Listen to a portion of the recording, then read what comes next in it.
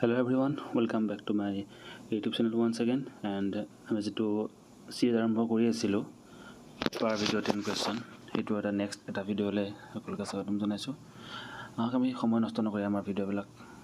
প্ৰথম কুৱেশ্যনটো আৰম্ভ কৰোঁ। তলৰ কোনবিধ ভাৰতত থলুৱা নহয়? Which of the following is not native to India? মানে কোনটো ভাৰতৰ নহয় আচলতে সেইটো যে chimpanzee, one horn rhino,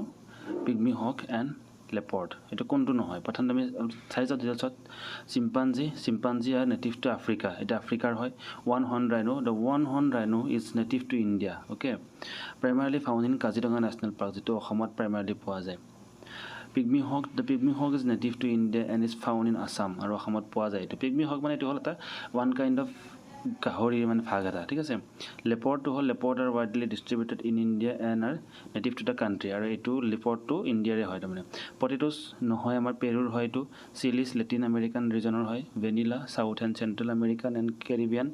wheat too not native to India, Indian নহয়। Strawberries this are non Indian origin and maize ancient central America. আমাৰ এইবিলাক আমাৰ খাদ্যবিলাকো চাই ল'লোঁ লগতে। তো ইয়াৰ উত্তৰটো কোনটো হ'ব যে কোন থলুৱা নহয়? থলুৱা কোনটো নহয়? চিম্পাঞ্জি নহয়। চিম্পাঞ্জিটো ক'ৰ হয়? এইটো আফ্ৰিকাৰ হয়।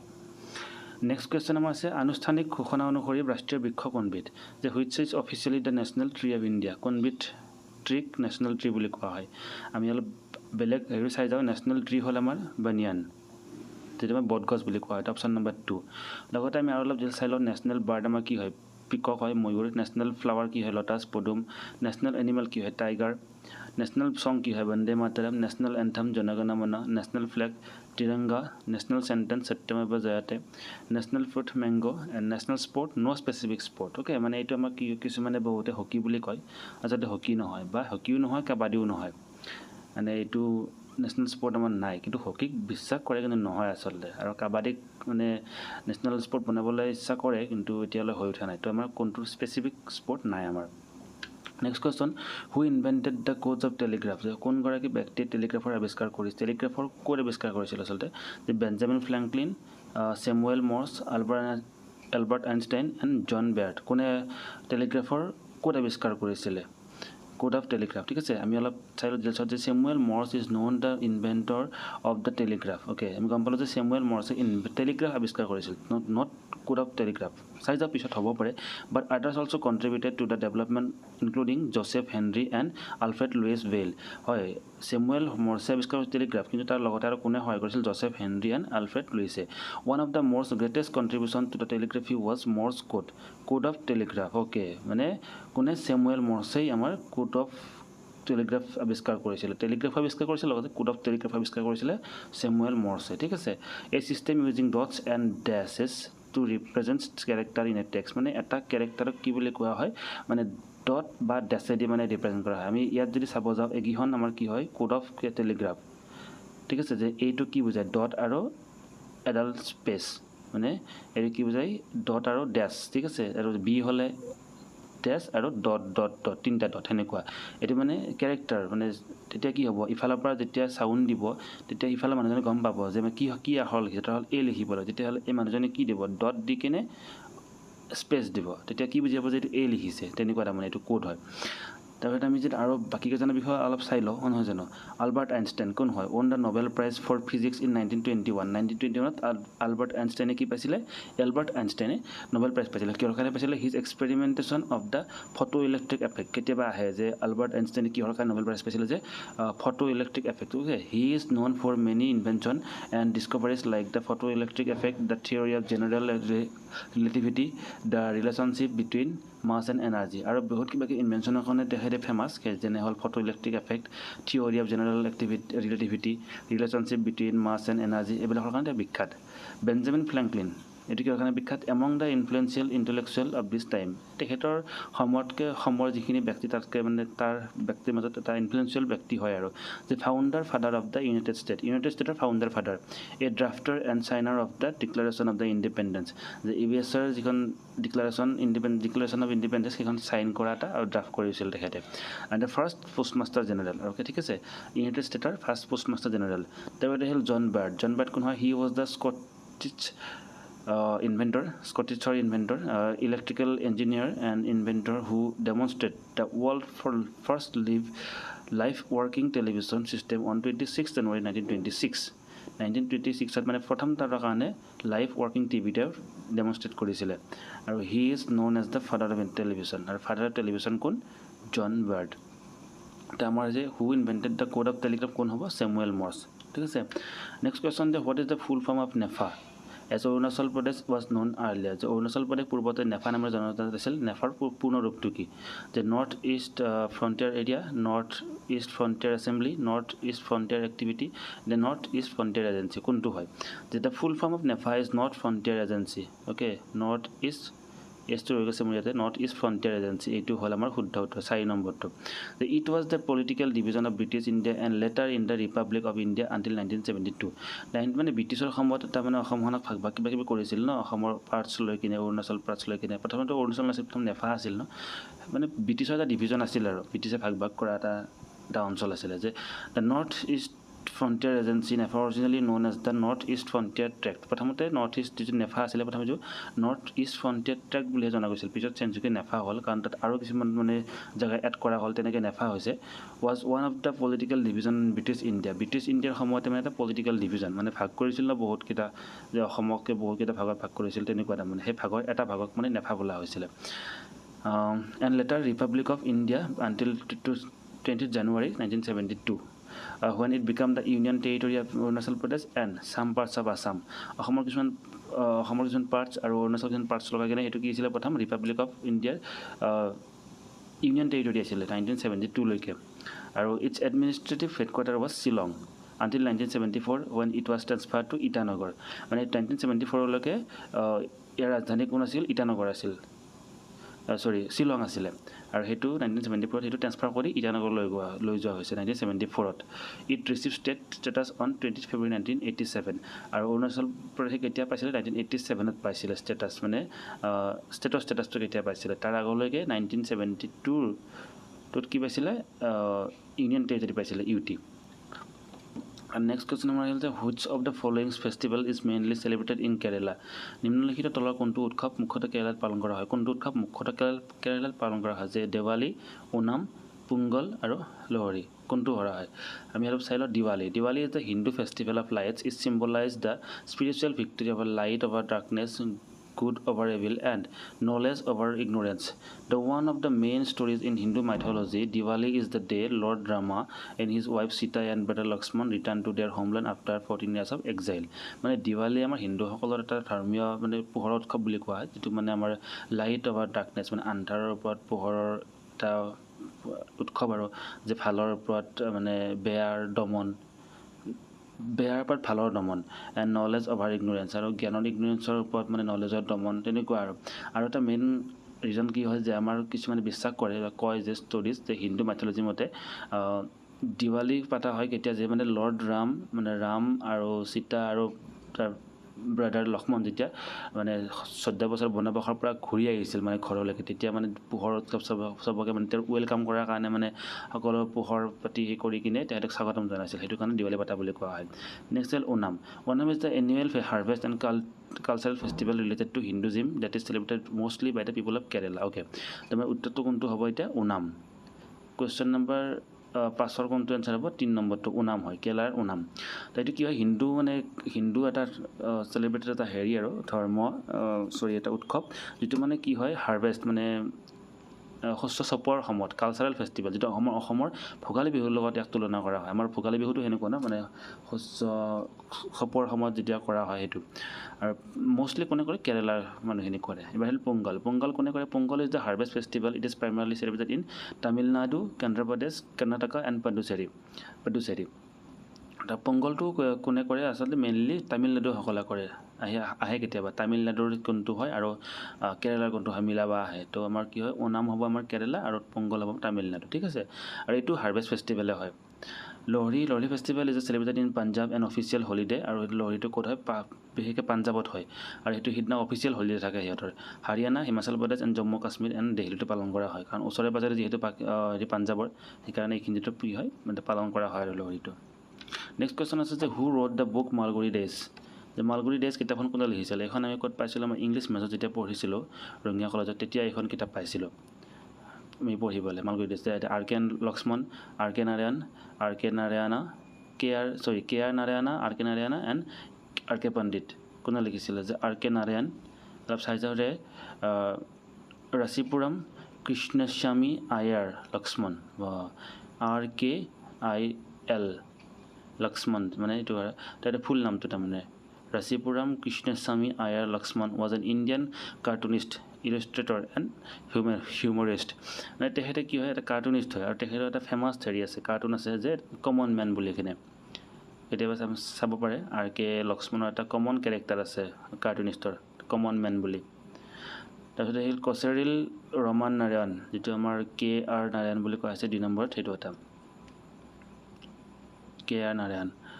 2 নম্বৰ যেটো অপশ্যন আমাৰ Kocheril Roman Narayan was an Indian statesman, diplomat, academic and politician who served as the 9th Vice President of India from 1992 to 1997 and 10th President from India from 1997 to 2002 এইটো আমাৰ কে আৰ নাৰায়ণ কোন হয় 9 নম্বৰ আমাৰ vice president হয় 9 number vice president আৰু 10 number president 9 number president vice president কেতিয়া আছিল 1992 ৰ পৰা 1997 লৈ আৰু তাৰ পিছতে 10th প্ৰেসিডেন্ট হৈছে 1997 ৰ পৰা 2002 লৈকে ঠিক আছে ডিপ্লোমেট মানে হল মানে আমাৰ বৰ্তমান যেনে হেৰি আৰু এইটো দূতাবাস বুলি কয় নেকি মানে বেলেগ দেশত যাই কিনে যে সম্বন্ধবিলাক তৈয়াৰ কৰে সেইটো হয় তেখেত আছিল এটা সময়ত আৰু ভাইচ প্ৰেসিডেন্টও আছিল লগতে প্ৰেসিডেন্টও আছিল আমাৰ ইণ্ডিয়াৰ তাৰপিছতে আমাৰ আৰ কে নাৰায়ণ যে ৰাচিপুৰম কৃষ্ণস্বামী আয়াৰ নাৰায়ণস্বামী এইটো আৰ কে নাৰায়ণ আৰু আৰ কে নাৰায়ণৰ দুটাৰ নামে একেলতে আছে ন ৰাচিপুৰম Krishnaswami Iyer Narayanaswamy better known as R K Narayan was an Indian writer and novelist known for his work set in the fictional South Indian town of Malguri আমি উত্তৰটো পাই গলো অলৰেডি যে কোন হল আৰ কে নাৰায়ণ হয় এটাৰ উত্তৰটো আৰ কে নাৰায়ণ 3 নম্বৰ উত্তৰটো ঠিক আছে 3 নম্বৰ অপচনটো ইয়াৰ শুদ্ধ উত্তৰ সাউথ ইণ্ডিয়ান ফিকশনাল মানে হল এটা কাল্পনিক সাউথ ইণ্ডিয়ানৰ এখন টাউন মালগুৰি ঠিক আছে মালগুৰি ডেজ কিতাপখন মানে এখন জাস্ট ফিকশনাল কিতাপ মানে ভাবি কিনে হেৰি কৰি লিখা কিতাপ এখন লগতে আৰু এটা ইন্টাৰেষ্টিং ফ্যাক্ট যে আৰ কে নাৰায়ণ মানে কি হয় ৰাজ্যসভাৰ মেম্বাৰো আছিলে আচলতে আৰ কে নাৰায়ণ আৰু দুটাৰ নামটো চাওকচোন ৰাচিপুৰম কৃষ্ণস্বামী আয়াৰ লক্ষ্মণ অকল নামটো একেবাৰে সেম ন আৰ কে নাৰায়ণ আৰ কে লক্ষ্মণ আৰু আৰ কে নাৰায়ণৰ নামটো একেবাৰে সেম তো কোনে পালো মালগুৰি ডেজ কিতাপখন কোনে লিখিছিলে আৰ কে নাৰায়ণে লিখিছিলে তো নেক্সট কোৱেশ্চনটো আমাৰ আহিলে ড্ৰোন কি হয় আমি যে ভিডিঅ' কৰাত যে উৰাই ড্ৰোন কি হয় সুধিছে ড্ৰোনছ আৰ ইণ্টাৰষ্টেলাৰ লেজাৰ আন্তঃনাক্ষত্ৰিক লেজাৰ মাৰণাস্ত্ৰ নাইট ভিজন বাইনোকুলাৰ্ছ ৰাত্ৰি দৃষ্টি সম্পন্ন বাইনোকুলাৰ ক্ৰুৱেলিং লেণ্ড মাইন ডিটেক্টৰ যে বগুৱাই যোৱা লেণ্ড মাইন ডিটেক্টৰ নে আনমেণ্ড এৰিয়েল ভেহিকেলছ মানৱবিহীন বায়ুযান আমি এইটো পঢ়িলে পাম কিন্তু নপঢ়িলে আমি অলপ গেছ কৰি হ'লেও উত্তৰটো কৰিব পাৰোঁ যে বাকীবিলাক ইমান আমি জানোৱে যে ড্ৰোন কি হয় আচলতে মানে গেছ কৰিব পাৰোঁ ইয়াৰ যদিও বহুত এটা ফিচাৰ্ছ আছে তথাপি আমি এটা গম পাওঁ যে এইটো এটা কোনটোত মিলিব পাৰে যে আনমেন এৰিয়েল ভেহিকেল মানৱবিহীন বায়ুযান হ'ব পাৰে নহয় জানো মানুহটো উঠি যাব নোৱাৰে ন ড্ৰোনত ডাঙৰ হ'লে বহুত বেলেগ কথা পাৰোঁ কিন্তু নৰ্মেলি উঠি যাব নোৱাৰে মানুহ তাৰ কাৰণে আমি মানৱবিহীন বায়ুযান বুলি মানিব পাৰোঁ ঠিক আছে উত্তৰটো এইটোৱে হয় বাৰু আমি অলপ পঢ়ি লওঁ এই drone also call the unmanned aerial vehicle they এটা আন এটা নামেই হ'ল ড্ৰোনৰ A drone, also called an unmanned aerial vehicles, is a broad term that refers to an aircraft that operates automatically or by the remote control with no pilot on board. মানে ৰিমোটৰ দ্বাৰা হয় য'ত মানে no pilot on board য'ত মানে কোনো pilot নাথাকে. Drones are usually small or medium size and these flying robots can carry out a wide range of tasks from stealth military operations or package delivery or aerial photography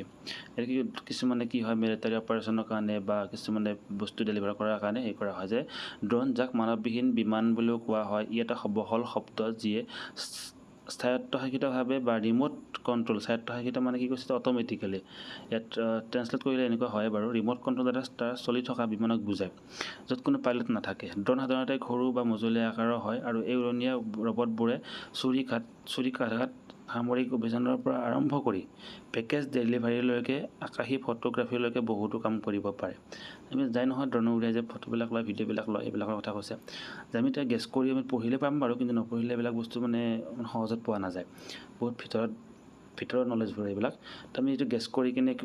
অসমীয়াটো চালে গম পাওঁ যিটো মানৱবিহীন বায়ুযান অলপ গেছ কৰিব পাৰোঁ আৰু তেনেকুৱা নেক্সট কুৱেশ্যন আমাৰ আহিল যে অগ্নেশ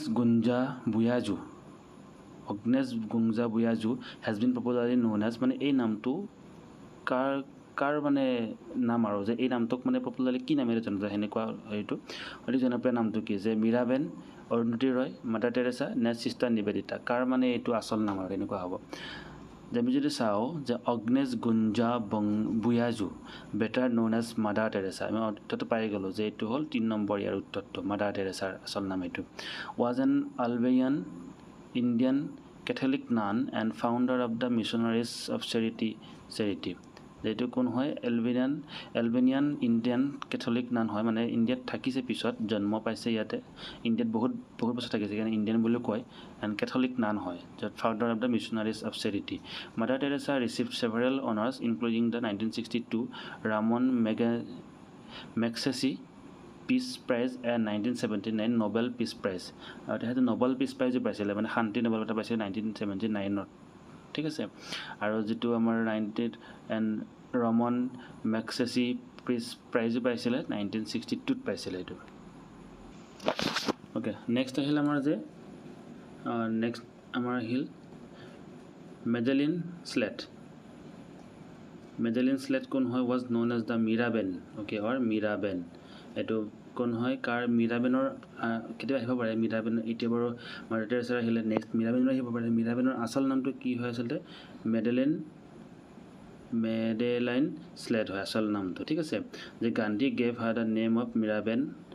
গান্ধীয়ে কোনে দিছিলে মীৰাবেন নামটো গান্ধীয়ে দিছিলে তেখেতক আৰু কৈছিল যে you will be my daughter মানে মোৰ জীয়ক হিচাপে থাকিব আৰু জীয়ক হয় আৰু তেনেকুৱা কৈছিলে গান্ধীয়ে কৈছিলে তেখেতক তাইক তাৰমানে মীৰাবেনক কৈছিলে and Mirabehn's autobiography is title the spiritual pilgrims কাৰণ ইণ্ডিয়াত থাকিলে পিছত মানে কি হয় গান্ধীৰ লগত বহুত জেগা ঘূৰিলে গান্ধীৰ লগত বহুত কিবা অংশগ্ৰহণ কৰিলে কুইট 1942 যিটো আমাৰ স্বাধীনতাৰ যিটো লাষ্ট যিটো সংগ্ৰাম ভাৰত ত্যাগ আন্দোলন সেইটোতো মানে কি হৈছিলে বহুত ওতঃপ্ৰোতভাৱে জড়িত আছিলে মানে ব্ৰিটিছৰে হয় তেখেতে আচলতে প্ৰথম ব্ৰিটিছকে ছাপোৰ্ট কৰিছিলে পিছত মানে কি হয় ইণ্ডিয়াৰ স্বাধীনতা সংগ্ৰামতে জড়িত হৈ পৰিছিলে কুইট ইণ্ডিয়া মুভমেণ্ট সেইবিলাকত আৰু গান্ধীয়ে সেইকাৰণে তেখেতক কি কৈছিলে মীৰাবেন নামটো দিছিলে তেখেতে আহিল সুজানা অৰুন্ধতী ৰয় আৰু সুজানা দিছে অৰুন্ধতী ৰয় কেতিয়াবা আহিব পাৰে সুজানা কাৰ হয় যে is an Indian author best known for his novel the God of স্মেলৰ কাৰণে তেখেতে বিখ্যাত God of small things okay the God of small থিংছৰ কাৰণে 1997ত লিখা কিতাপ গড অফ স্মল থিংছৰ কাৰণে তেখেতে বিখ্যাত তাই বিখ্যাত আচলতে হুইচ অন দ্য টাইম মানে আৰু তেখেত বাৰু Booker Prize and fiction 1997 fiction মানে এইটো গম পালোঁ ফিকশ্যন মানে হ'ল তেখেতে মানে কল্পনা কৰি লিখা আৰু এই গড অফ স্মল থিংছৰ কাৰণে তেখেতে বুকাৰ প্ৰাইজ পাইছিলে 1997ত and became the best selling book by non expatriate Indian author মানে হ'ল নন এক্সপেট্ৰিয়েট মানে হ'ল যে নন মানে প্ৰবাসী নহয় আৰু মানে ভাৰতীয় প্ৰবাসী নহয় তাৰমানে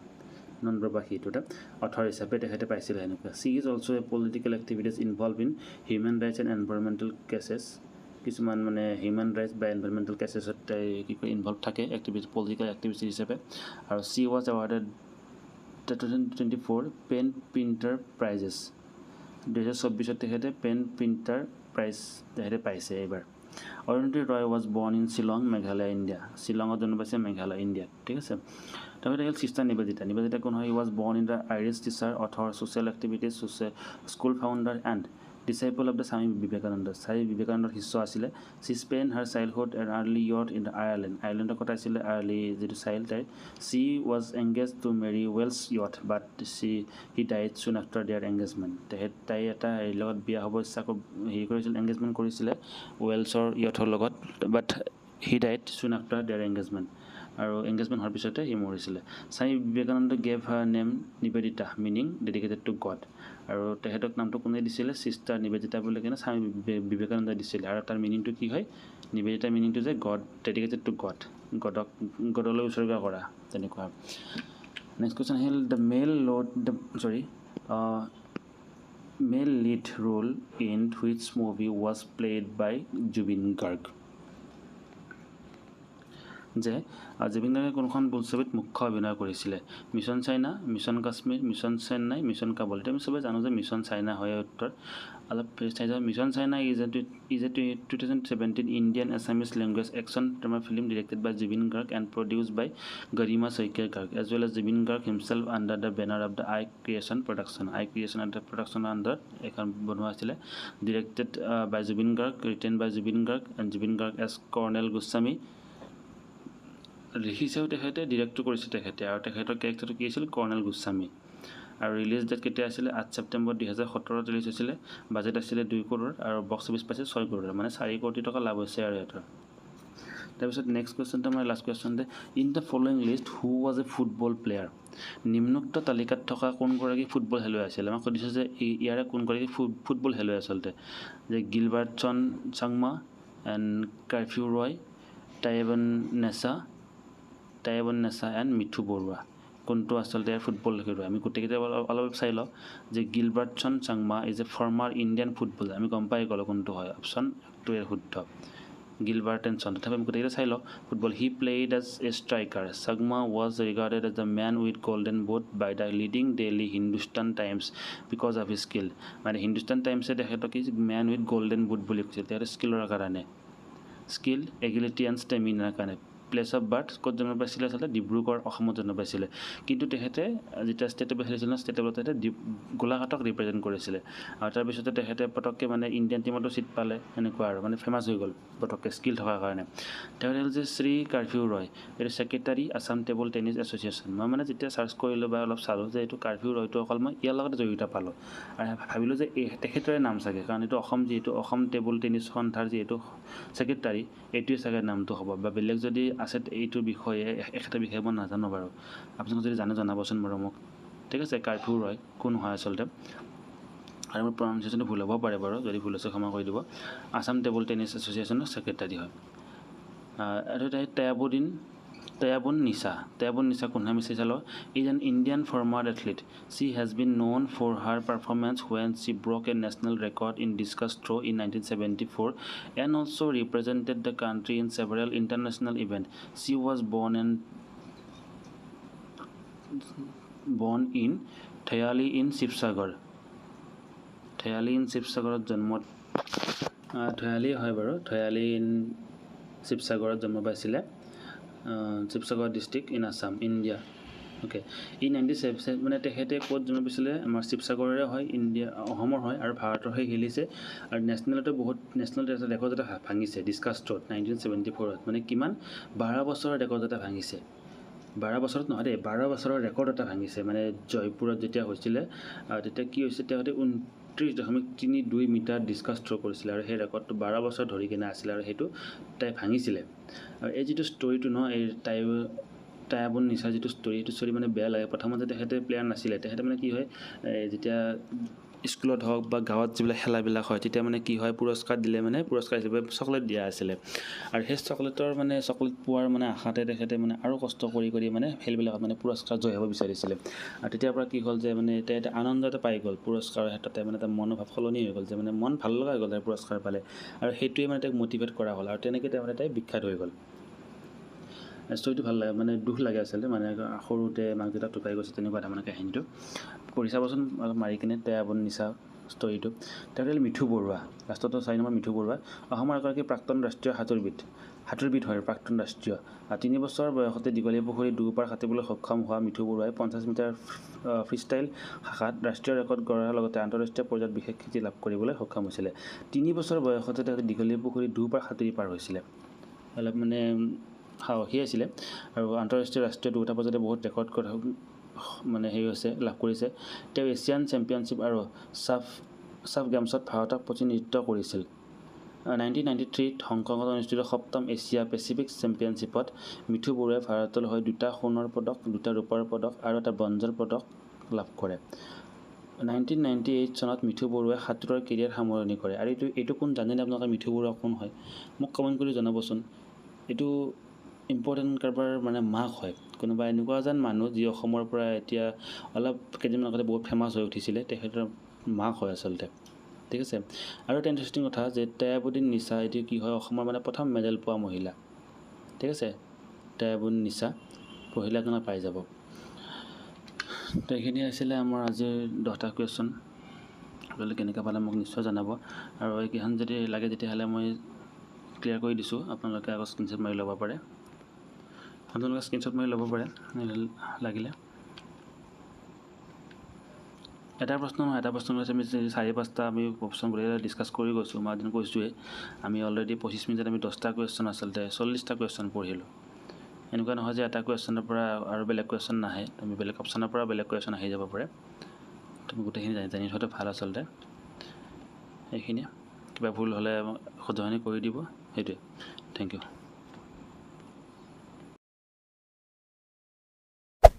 Hey there.